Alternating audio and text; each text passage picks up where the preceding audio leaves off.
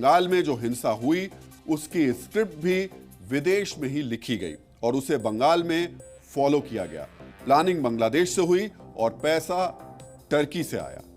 वक्फ कानून में संशोधन के विरोध की आड़ में जो हिंसा, खून खराबा, आगजनी और पथराव हुए वो अचानक नहीं हुए, बल्कि पिछले 3 महीनों से इसका पूरा ब्लूप्रिंट तैयार किया गया था। खुफिया एजेंसियों के अनुसार साजिशकर्ताओं को सिर्फ एक मुद्दे की तलाश थी और हिंसा का बहाना बनाकर वक्फ संशोधन कानून के जरिए यह हिंसा की गई। इस हिंसा की योजना गृह मंत्रालय द्वारा प्रतिबंधित 2 संगठनों से जुड़े लोगों ने बनाई थी। बांग्लादेश से कुछ कट्टरपंथी अवैध रूप से भारत में दाखिल हुए। स्थानीय नेटवर्क के साथ मिलकर कट्टरपंथियों ने मुर्शिदाबाद में हिंसा की पूरी प्लानिंग की। इन बांग्लादेशी घुसपैठियों को मदरसों में 1 महीने तक शरण भी मिली थी।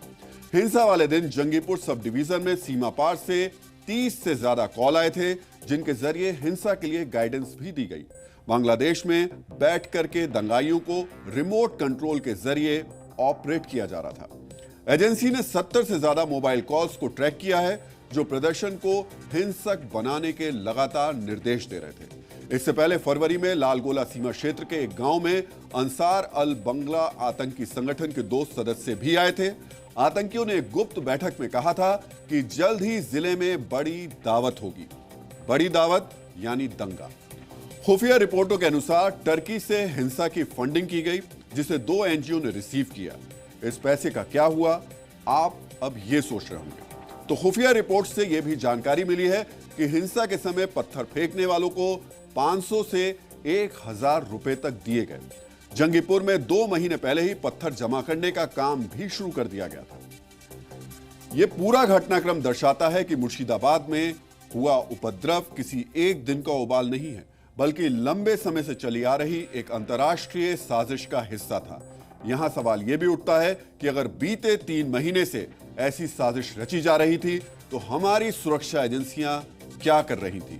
जब मदरसों में ये मीटिंग्स चल रही थी, पत्थर जमा किए जा रहे थे, तब लोकल पुलिस क्या कर रही थी? क्या मुर्शिदाबाद का दंगा बहुत बड़ा इंटेलिजेंस फेलियर नहीं है?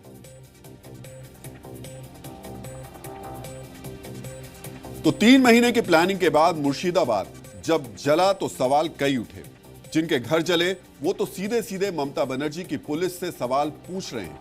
सवाल तो आज यूपी के मुख्यमंत्री योगी आदित्यनाथ ने भी ममता बनर्जी से पूछा, लेकिन नसीहत और नुस्खे के साथ। नसीहत यह कि दीदी को एक्शन लेना चाहिए और नुस्खा यह कि मुर्शिदाबाद के दंगाइयों का इलाज डंडे से किया जाए।